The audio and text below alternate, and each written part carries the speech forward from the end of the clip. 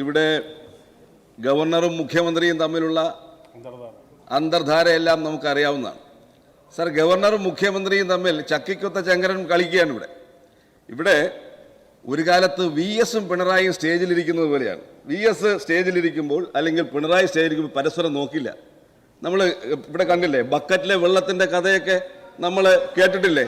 ആ ബക്കറ്റിലെ വെള്ളത്തിൻ്റെ കഥയൊക്കെ പറഞ്ഞ സമയത്ത് പിന്നെ ഒരു ആരവത്തോടു കൂടി VS കയറി വന്നതും ബഹുമാനായ പിണറായി വിജയൻ അദ്ദേഹത്തെ മൈൻഡ് ചെയ്യാതിരുന്നതൊക്കെ ഇപ്പോഴും അതേപോലുള്ള നാടകങ്ങളല്ലേ സാർ ഇവിടെ അരങ്ങേറുന്നത്?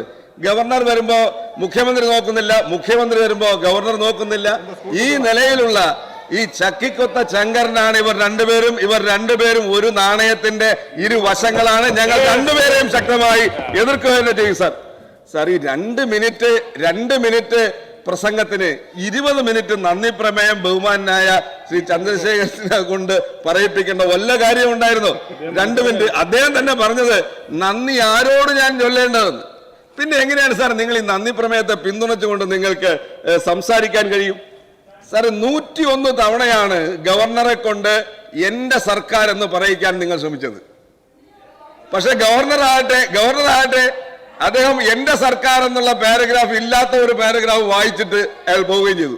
കഴിഞ്ഞ തവണ 68 തവണയായിരുന്നു എന്റെ സർക്കാരെങ്കിൽ ഇന്നിപ്പോ അത് 101 തവണയായി. പക്ഷെ ഇവിടെ എന്താണ് സംഭവിക്കുന്നത്?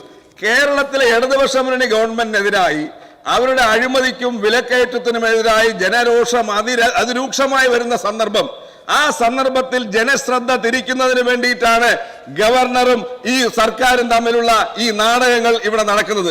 ഏതെല്ലാം സമയത്ത് സർക്കാരിനെതിരെ ജനരോഷം ഉയരുന്നുണ്ടോ അപ്പോഴെല്ലാം ആപത് ബാന്ധവനെ പോലെ ഗവർണർ ഈ സർക്കാരിന്റെ മുന്നിൽ അവതരിക്കുന്ന കാഴ്ചയാണ് നമ്മൾ കണ്ടിട്ടുള്ളത് സാർ.